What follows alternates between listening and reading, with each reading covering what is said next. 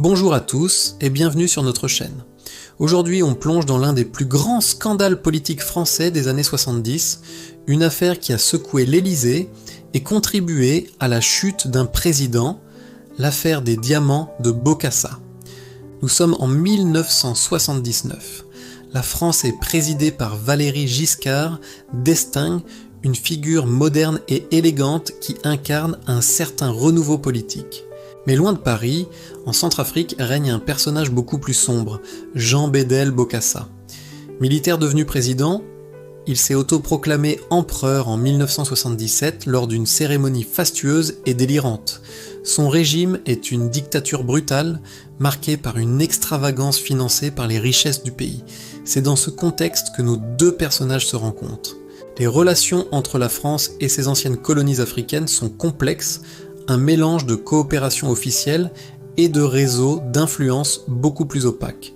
On appelle ça la France-Afrique. Giscard, comme ses prédécesseurs, entretient des liens étroits avec plusieurs dirigeants africains, y compris Bokassa. L'histoire commence réellement en 1973. À cette époque, Giscard n'est pas encore président, mais ministre des Finances.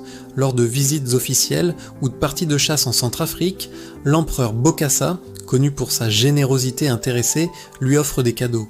Parmi eux, une plaquette de diamants. À ce moment-là, l'affaire reste dans l'ombre, un secret bien gardé entre les deux hommes et leur cercle rapproché. Personne n'en parle. Les années passent, Giscard est élu président en 1974 et tout semble oublié.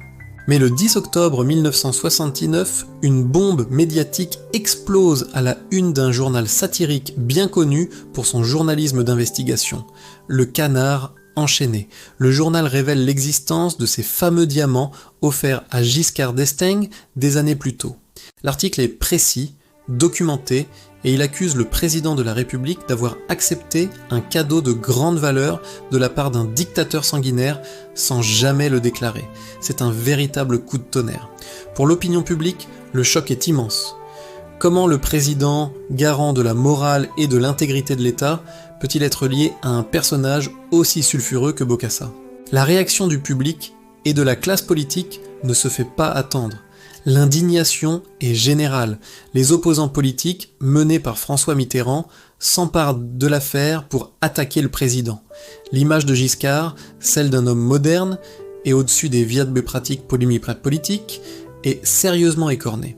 Il est désormais perçu comme un homme profitant des largesses d'un tyran. Face au scandale, le président tente de se défendre, mais sa communication est maladroite. Lors d'une interview télévisée, il minimise l'affaire, parlant de cadeaux qui sont conformes aux usages et qualifiant la valeur des diamants de modeste. Pire encore, il parlera plus tard de la valeur des pierres comme n'atteignant pas des sommes mirifiques. Cette défense ne convainc personne. Au contraire, elle renforce l'idée qu'il cherche à cacher quelque chose et qu'il méprise l'intelligence des Français. Les conséquences politiques sont désastreuses pour Valéry Giscard d'Estaing. L'affaire des diamants s'installe durablement dans le débat public et devient un boulet qu'il traînera jusqu'à la fin de son mandat. Ce scandale devient le symbole de la France-Afrique. Cette relation trouble où les intérêts économiques et diplomatiques se mêlent à des pratiques moralement discutables. L'affaire contribue fortement à la dégradation de sa popularité. En 1981, lorsqu'il se présente pour un second mandat, ses adversaires ne manquent pas de rappeler l'épisode des diamants. Beaucoup d'historiens s'accordent à dire que ce scandale a joué un rôle non négligeable dans sa défaite face à François Mitterrand.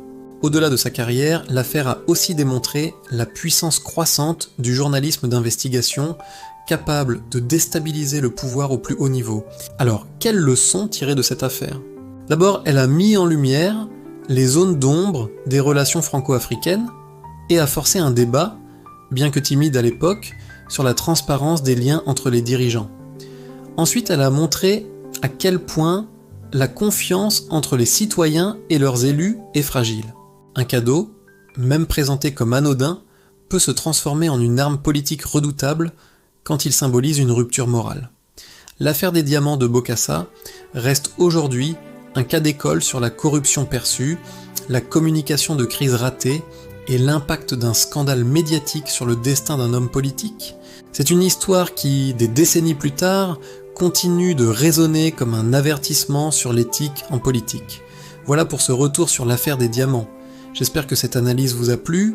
Si c'est le cas, n'hésitez pas à liker la vidéo, à la partager et surtout à vous abonner pour ne pas manquer nos prochaines explorations des grands scandales de l'histoire.